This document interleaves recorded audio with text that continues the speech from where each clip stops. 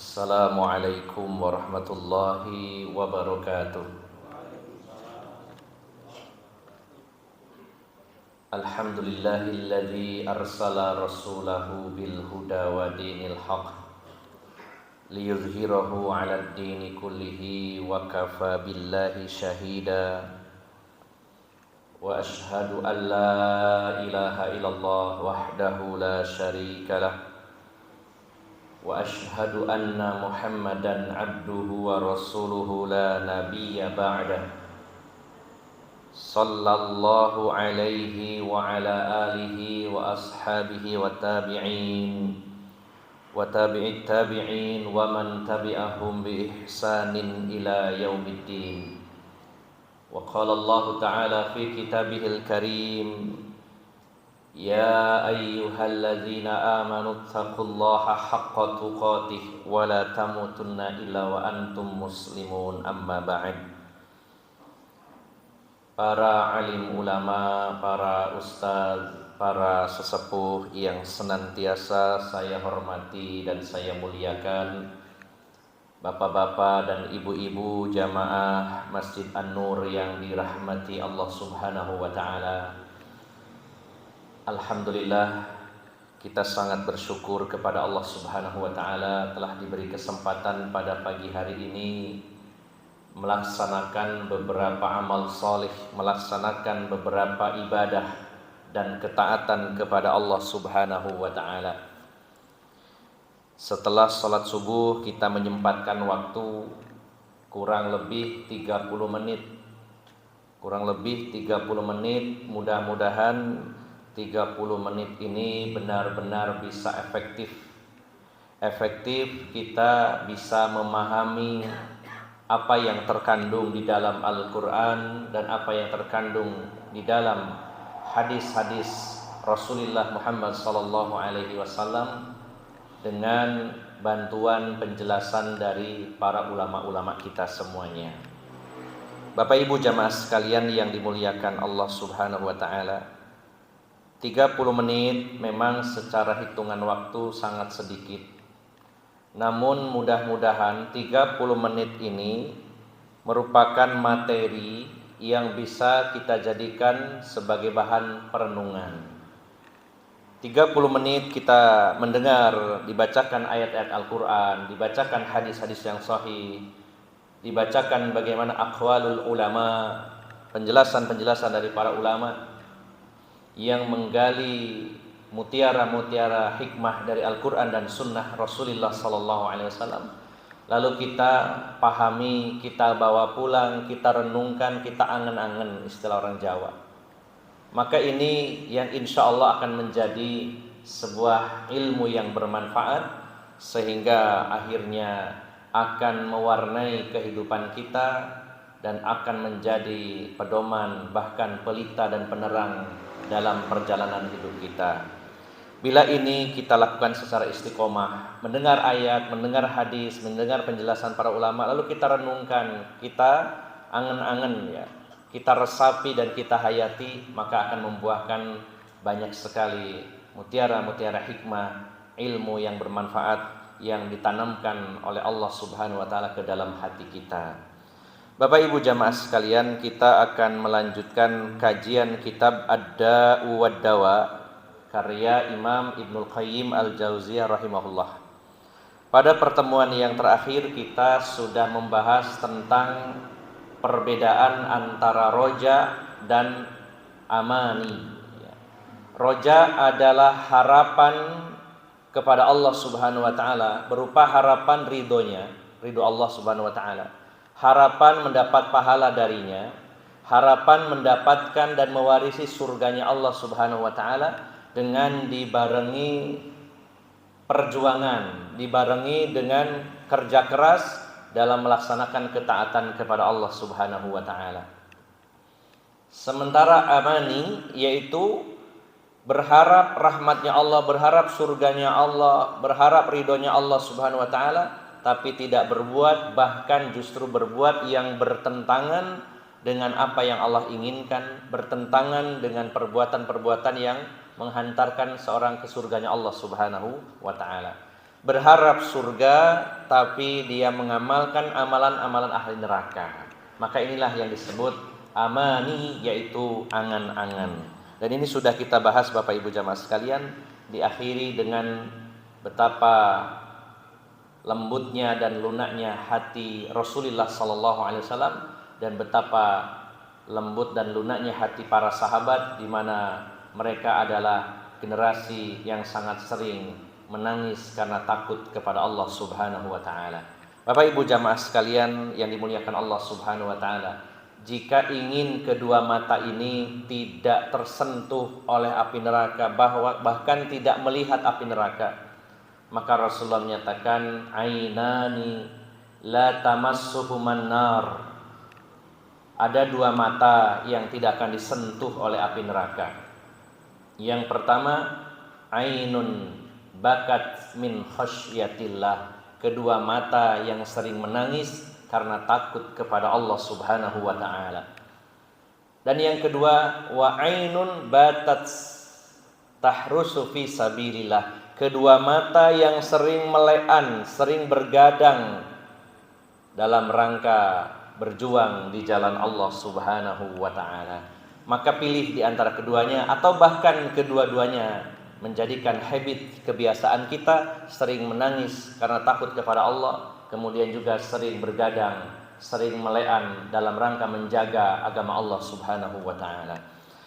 Bapak Ibu jamaah sekalian, kita lanjutkan pada halaman yang ke-48, faslun dararudz dzunubi wal ma'asi, bahaya dari dosa-dosa dan maksiat-maksiat, atau dampak buruk dari dosa-dosa dan maksiat-maksiat. Seperti yang pernah saya singgung bahwa isi kitab ini didominasi pembahasan tentang dampak negatif dari dosa, dampak buruk dari maksiat. Dan setelah nanti insya Allah kita membahasnya sedikit demi sedikit, perlahan namun pasti, maka betapa ngerinya bahaya dari perbuatan dosa. Bahkan ada di sini dijelaskan puluhan dampak negatif, dampak buruk dari perbuatan dosa dan maksiat. Maka harapannya mudah-mudahan kita benar-benar menjauhi dosa-dosa dan maksiat, dan kita kapok, istilahnya tidak mau mengulangi perbuatan-perbuatan dosa. Bapak Ibu jamaah sekalian yang dimuliakan Allah Subhanahu wa taala, sesungguhnya dosa itu adalah sebuah penyakit yang akan menimbulkan penyakit-penyakit lainnya. Dosa adalah penyakit dan akan menimbulkan penyakit, yaitu penyakit fisik, kemudian juga penyakit hati, dan juga penyakit mental dan penyakit-penyakit yang lainnya. Maka Bapak Ibu jamaah sekalian yang dimuliakan Allah Subhanahu wa taala, akan kita bahas bersama sedikit demi sedikit insyaallah. Mudah-mudahan bisa dipahami dan jadi ilmu yang bermanfaat betapa ngerinya dampak yang ditimbulkan dari perilaku-perilaku manusia yang bergelimang dalam dosa dan maksiat. Beliau mengatakan atau menulis, fal narji'u ila ma kunna fihi min dzikri dawa'id da'i alladzi in istamarra afsada dunya al-'abdu wa akhiratahu.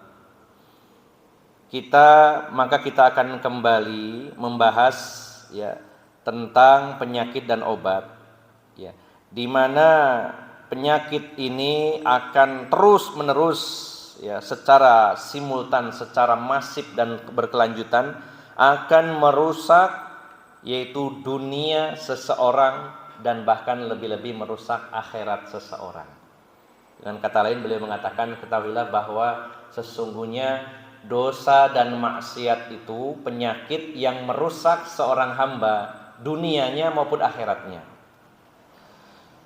Fa mimma yanbaghi an yu'lama anna adh-dhunuba wal ma'asi tadurru wa la budda wa anna dararaha fil qulubi ka dararis samum fil abdan ala ikhtilafi darajatuha fid darar wa hal fid dunya wal akhirah syarrun wada'un illa sababuhu dzunub wal ma'asi. Beliau mengatakan, dan di antara hal yang mesti harus kita ketahui ada perkara yang mesti harus kita ketahui. Apa itu? Bahwasanya dosa-dosa dan maksiat-maksiat itu sangat berbahaya, sangat merusak, ya. Memiliki dampak buruk dan dampak negatif yang luar biasa. Ya. Maka bahaya dan dampak buruk dosa terhadap hati manusia itu seperti racun yang membahayakan tubuh. Dan itu ada tingkatan-tingkatan bahayanya. Racun itu tentu bertingkat, jenisnya apapun. Ada racun yang dampak negatif atau dampak buruknya ringan, sedang, dan ada yang sangat tinggi. Ada orang teracuni tubuhnya baru menyebabkan dampak kematian mungkin setelah sekian tahun lamanya. Sebagaimana mungkin ya di antara makanan-makanan pada hari ini yang banyak mengandung unsur-unsur berbahaya namun dalam jumlah yang kecil dan efeknya mungkin perlahan. Tapi setelah puluhan tahun dikonsumsi akan menghasilkan dampak buruk terhadap kesehatan kita, misalkan. Ada juga yang kelas sedang, ya. Hanya beberapa tahun efeknya akan terasa. Dan di sana ada jenis racun yang efeknya luar biasa, hitungan detik manusia akan meninggal dunia. Dan jenisnya banyak, bisa sesuatu yang masuk lewat mulut mungkin termakan, atau mungkin racun yang disemburkan atau dimasukkan oleh binatang seperti ular berbisa. Ini ada yang hitungan sebentar saja langsung meninggal dunia. Baru-baru ini viral ada 2 orang makan ular, dikiranya ular piton gitu ya. Disembelih, dipotong-potong, kemudian dimakan berdua antara seorang paman dengan ponakannya. Nah, ternyata setelah makan itu terasa di perut panas dan rasanya pahit, ya, panas, pahit, kemudian akhirnya sang paman meninggal saat itu juga. Kemudian ponakannya kritis dibawa ke rumah sakit dalam kondisi paru-parunya bocor, kemudian juga lambungnya bocor dan beberapa organ tubuhnya rusak, masih kritis. Saya tidak update beritanya, mungkin bisa jadi sudah meninggal dunia dengan kondisi seperti itu. Ternyata yang dimakan bukan ular piton atau sanca, tapi ular viper yang sangat berbisa. Dan bisa jadi kemungkinan tempat bisanya itu pecah atau termakan oleh kedua orang itu. Ya sebenarnya beracun ataupun tidak, berbisa atau tidak, ya ular tetap haram, ya jangan dikonsumsi. Masih ada daging sapi dibuat rawon atau bakso dan lain-lainnya masih lebih enak gitu ya. Nah ini contohnya racun, begitu besar dampak buruknya terhadap tubuh ketika seseorang terkena racun. Dan masih banyak racun-racun yang lainnya yang mungkin dari racun-racun kimia seperti sianida dan lain-lainnya, dampaknya luar biasa terhadap tubuh manusia. Nah dosa dan maksiat itu merusak hati manusia seperti racun merusak tubuh manusia. Dikatakan oleh beliau, dan itu tergantung dosanya seperti apa. Semakin berat dosanya, semakin meracuni hatinya manusia. Maka beliau bertanya, apakah ada di dunia dan di akhirat ini sesuatu yang lebih buruk? Ya. Kemudian sesuatu penyakit yang lebih berbahaya daripada dosa dan maksiat? Beliau menanyakan itu dalam kalimatnya pertanyaan, karena setelahnya beliau menguraikan secara detail. Apakah ada di dunia maupun di akhirat sesuatu yang lebih buruk dampaknya dari dosa dan maksiat? Maka beliau melanjutkan, faman ladzi akhraja al abawaini minal jannati daril ladzati wan na'imi wal bahjati was sururi ila daril alami wal ahzan wal masaib. Beliau bertanya, nah inilah yang perlu kita renungkan Bapak Ibu jamaah sekalian. Beliau bertanya, dan pertanyaan ini maksudnya untuk mengajak kita berpikir Bapak Ibu jamaah sekalian. Beliau mengatakan, maka apakah yang menyebabkan kedua orang tua kita, Nabi Adam dan Ibu Hawa, dikeluarkan dari surga? Sebuah kampung, sebuah tempat yang penuh kelezatan, kenikmatan, kebahagiaan, lalu dipindahkan sebuah kampung, tempat yang penuh rasa sakit, kesedihan, dan juga musibah-musibah, yaitu dunia ini. Bapak Ibu jamaah sekalian, kita merenung sejenak membandingkan betapa jauhnya perbandingan antara dunia dan akhirat, dunia dan surga. Beberapa pertemuan yang lalu sudah saya sampaikan tentang syubhat seseorang yang lebih mengutamakan dunia daripada akhirat. Dalam pasal khusranu man athara dunya minal akhirah. Kerugian orang-orang yang lebih mengutamakan dunia daripada akhirat. Kenapa rugi? Karena dunia kalau dibandingkan akhirat yang digambarkan Rasulullah seperti seseorang yang mencelupkan jari telunjuknya ke dalam lautan, lalu dia mencabutnya, lalu memperhatikan berapa sisa air yang nempel di jari telunjuknya. Itulah dunia, dan air lautan itu adalah akhirat. Bukankah beliau telah bersabda, mad dunya fil akhirah illa kama yadkhulu ahadukum isba'ahu fil yami falyandur bima yarji. Dunia dan akhirat itu perbandingannya seperti tadi. Seseorang mencelupkan jarinya ke lautan, dicabut, perhatikan air yang menempel di jarinya, itulah dunia, dan air lautan itu adalah surganya Allah Subhanahu wa taala. Maka Nabi Adam dan Ibu Hawa hidup di dalam surga serba berkecukupan. Seluruh fasilitas Allah sediakan, tidak ada yang kurang sedikit pun. Fasilitasnya semuanya sempurna. Apapun yang diinginkan, yang diminta oleh Nabi Adam dan Ibu Hawa, Allah sediakan di dalam surga secara penuh. Sementara di dunia hidup ini penuh ujian, berat sekali Bapak Ibu jamaah sekalian. Ya. Bahkan orang ketika ingin hidup senang saja melalui perjuangan yang sangat menyulitkan, menyusahkan. Bagaimana para pengusaha-pengusaha yang sukses tidak langsung begitu saya sukses. Ada seorang teman ini pengusaha aluminium, ya, produksi aluminium. Ya, cukup kaya lah menurut saya untuk ukuran standar. Punya banyak sekali sawah, punya rumah, punya mobil dan lain-lainnya. Beliau bercerita, dulu saya mengawali, ini orangnya orang Delanggu, agak ujung sana. Dulu saya mengawali usaha ini Ustaz, belanja alumini itu ke Surabaya pakai motor, saya pegang sendiri naik motor dari Surabaya. Nah, di dunia ingin jadi orang kaya, ingin hidup makmur, ya, butuh perjuangan yang luar biasa. Panjang perjuangannya, susah payah, itu pun jatuh bangun. Kadang-kadang sudah kaya pun jatuh miskin lagi. Ya. Kadang-kadang sudah kaya pun secara materi diuji dengan yang lainnya. Itu di dunia. Penuh dengan rasa sakit, penuh dengan kesedihan, penuh dengan yaitu musibah-musibah.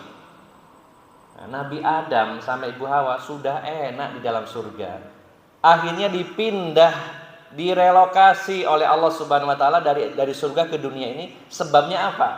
Karena perbuatan dosa, dan dosanya satu kali beliau lakukan. Beliau melanggar larangan Allah Subhanahu wa taala, dan apa yang di dalam surga tidak ada satupun larangan kecuali satu itu. Seluruhnya dibolehkan, mubah, dihalalkan, kecuali satu, jangan mendekati pohon yang dilarang oleh Allah Subhanahu wa taala. Nah, maka Bapak Ibu jamaah sekalian, Imam Ibnu Qayyim mengajak kita merenung, berpikir, ternyata benar ya, dosa itu efeknya besar sekali ya. Nabi Adam gara-gara melakukan satu dosa dikeluarkan dari surga. Bagaimana dengan kita yang dosanya banyak sekali? Padahal ini signifikan perbedaan antara keadaan di surga sama di dunia. Masya Allah. Allah keluarkan Nabi Adam dan Ibu Hawa karena perbuatan dosa. Ini menunjukkan dosa itu darurat atau dorornya, bahayanya sangat besar. Kemudian beliau melanjutkan, wa malladzi akhraja iblisu min malakutis sama'i wa tarduhu wa la'anahu wa masakha zahirahu wa batinahu faja'ala suratahu aqbahu suratin wa asna'iha wa batinuha aqbahu min suratiha wa asna'i wa buddila bil qurabi bu'dan wa bi rahmati la'nan wa bil jimali kubahan wa bil jannati naran taladha wa bil imani kufran wa bi muwawalatil wali alhamid a'zamu adawata wa masyaqqah, dan seterusnya saya jelaskan dulu. Beliau bertanya, mengajak kita berpikir, apa yang menyebabkan iblis yang tadinya tinggal di kerajaan langit, ya, kemudian dia diusir dan dilaknat oleh Allah Subhanahu wa taala. Dirubah wujudnya jadi sangat buruk sekali. Ya. dan diganti posisinya, yang tadinya dekat dengan Allah menjadi jauh, yang tadinya mendapatkan rahmat jadi mendapatkan laknat, yang tadinya indah jadi buruk, yang tadinya berada di surga kemudian dipindah ke neraka nantinya, yang tadinya beriman kepada Allah diganti dengan kekufuran. Apa sebab semua ini? Yaitu karena perbuatan dosanya iblis. Sebenarnya iblis itu dulu disejajarkan dengan para malaikat. Bukankah dia berada di atas langit, di atas kerajaan langit, dekat sekali dengan Allah Subhanahu wa taala dan beriman kepada Allah Subhanahu wa taala. Ketika Nabi Adam diciptakan, kemudian Allah Subhanahu wa taala memerintahkan kepada iblis, kepada para malaikat dan juga termasuk iblis di dalamnya untuk bersujud, dia tidak mau bersujud. Itu menunjukkan posisinya disejajarkan waktu dengan para malaikat Allah Subhanahu wa taala. Lalu semua itu berubah dengan drastis, berada di kerajaan langit, lalu Allah usir. Dulunya mendapatkan kasih sayang Allah, akhirnya mendapatkan laknat Allah. Dulunya beriman lalu ingkar kepada Allah Subhanahu wa taala.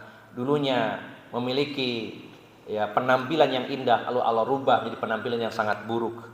Dan berbagai macam itu semua, keburukan demi keburukan, dia dapatkan karena perbuatan dosa. Dosa iblis adalah yang pertama hasad, yaitu iri kepada Nabi Adam. Yang kedua diiringi dengan sifat sombong. Dia mengatakan, ana khairum minhu, khalaqtani min nar wa khalaqtahu min tin. Saya ini lebih baik dari Adam. Engkau ciptakan saya dari api dan Adam diciptakan dari tanah.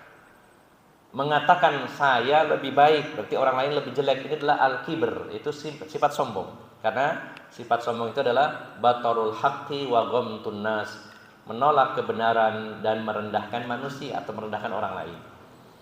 Maka setelah dia hasad iri kepada Nabi Adam diiringi dengan sifat sombong, akhirnya dia membangkang dan kufur kepada Allah Subhanahu wa taala. Allah menyatakan aba wastakbara wa kana minal kafirin.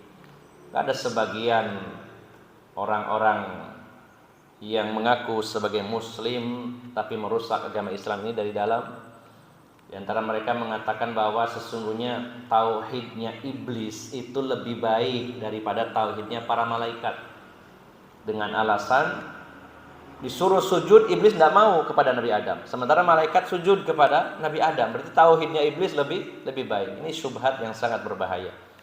Padahal kita mengikuti apa yang diinformasikan Allah Subhanahu wa taala. Allah mengatakan aba wastakbara wa kana minal kafirin. Kita ada sebagai orang dengan lancangnya mengatakan tauhidnya lebih baik, padahal Allah sendiri mengatakan aba wastakbara, dia itu enggan dan dia takabur, sombong, wa kana minal kafirin, dan iblis itu termasuk makhluk yang kufur kepada Allah Subhanahu wa taala. Maka kita renungkan Bapak Ibu jamaah sekalian, iblis statusnya seperti terjun payung begitu ya, jadi drastis turun karena perbuatan dosa kepada Allah Subhanahu wa taala. Kemudian Bapak Ibu jamaah sekalian, beliau juga melanjutkan famal ladzi aghraqa ahlal ardi kullahum hatta 'alal ma fawqa ru'usil jibal. Apa yang menyebabkan penduduk bumi seluruhnya ditenggelamkan dengan banjir bandang di zaman Nabi Nuh sampai airnya tingginya itu melampaui gunung yang tertinggi? Apa penyebabnya Allah menyebabkan bumi ini banjir dengan banjir yang parah? Jawabannya adalah karena perbuatan dosa dan maksiat mayoritas, yaitu kaum Nabi Nuh alaihissalam. Bapak Ibu jamaah sekalian, ini baru 3 poin kita renungkan betapa besarnya ya dosa itu dampaknya. Nabi Adam sama istrinya dikeluarkan dari surga. Iblis diusir, dilaknat, jadi orang yang kafir setelah melakukan dosa kepada Allah. Penduduk bumi yang tidak beriman kepada Allah Subhanahu wa taala ditenggelamkan dengan banjir bandang saat itu seluruhnya, kecuali yang ada di atas kapalnya Nabi Nuh alaihissalam. Kemudian tambahkan lagi sedikit lagi, wa man ladzi sallatar rihu ala qaumi 'adin hatta alqathum mauta ala wajhil ardi ka'annahum a'jazi nakhlin khawiyah wa dammarat ma marrat 'alaihi min diyarihim wa hurusihim wa zuru'ihim wa dawabihim hatta saru ya ibratun lil umam ila yaumil qiyamah. Apa yang menyebabkan ya dihembuskannya angin kencang kepada kaum Ad? Bapak Ibu jamaah sekalian, ini anginnya sangat ngeri sekali Bapak Ibu jamaah. Ya, saya waktu ikut kegiatan kemanusiaan ya relawan dekat sini di daerah Tarik sini, daerah Kalimati, kemudian perbatasan Kecamatan Prambon, ada angin puting beliung ya waktu itu. Ya sangat porak-poranda, saya heran, tembok rumah ada yang jebol itu dengan angin, Pak. Padahal itu anginnya hitungan menit, ya, hitungan menit. Itu banyak rumah yang rubuh, banyak kerugian diderita oleh masyarakat, yang hilang gentengnya, hilang sama apa reng-rengnya itu habis semuanya, kayu-kayu terbang semua. Ya, banyak rumah rusak. Itu hanya hitungan menit. Waktu ke Pulau Lombok pernah ke sana 5 kali, yang 3 kali ini adalah karena ada bencana gempa bumi. Bencana gempa bumi yang meluluh lantakan hampir seluruh daratan Lombok itu berlangsung 55 detik. 55 detik hancur, yang rumahnya tingkat, yang punya mobil, yang punya restoran, semua hancur. Uang yang dikumpulkan puluhan tahun untuk bangun rumah hilang sirna hanya hitungan detik, 55 detik. Saya membayangkan Allah Subhanahu wa taala mengirimkan angin yang sangat kencang plus dingin sekali kepada kaum Ad. Berapa lamanya? Yaitu 8 hari 7 malam, tidak berhenti sama sekali. Sama niyata ayam 7 hari 7 malam 8 hari secara terus menerus, dan anginnya sangat kencang dan itu berhawa dingin. Maka seluruh penduduk atau kaum Ad yang ingkar kepada Allah Subhanahu wa taala ditumbangkan oleh Allah Subhanahu wa taala. Mereka seperti pohon-pohon kurma yang bertumbangan, pohon-pohon kurma yang lapuk habis semuanya.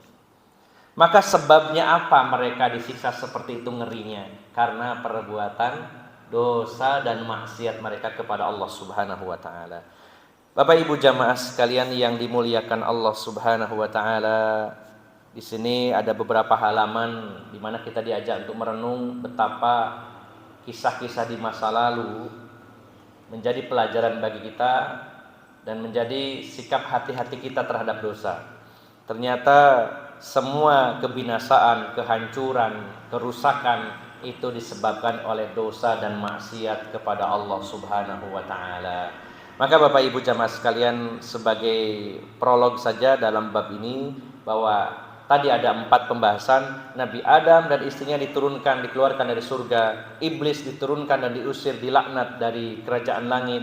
Kemudian penduduk kaum Nabi Nuh ditenggelamkan, dan juga kaum Ad dihabisi oleh Allah dengan angin. Semuanya itu karena dosa dan maksiat mereka kepada Allah Subhanahu wa taala. Insyaallah nanti pada kesempatan berikutnya bila masih ada umur dan waktu yang Allah berikan, akan kita lanjutkan terutama menjelaskan tentang betapa besarnya dampak dosa dan maksiat. Dan insyaallah didominasi kitab ini yaitu tentang pembahasan dampak buruk, dampak negatif dari dosa dan maksiat. Untuk pertemuan kali ini saya cukupkan sampai di sini. Mudah-mudahan bermanfaat dan mohon maaf atas segala kekurangan. Aqulu qauli hadza wa astaghfirullah li wa lakum wa akhiru da'wana anil hamdulillahirabbil alamin. Subhanakallahumma wa bihamdika asyhadu an la ilaha illa anta astaghfiruka wa atubu ilaik. Wassalamu alaikum warahmatullahi wabarakatuh.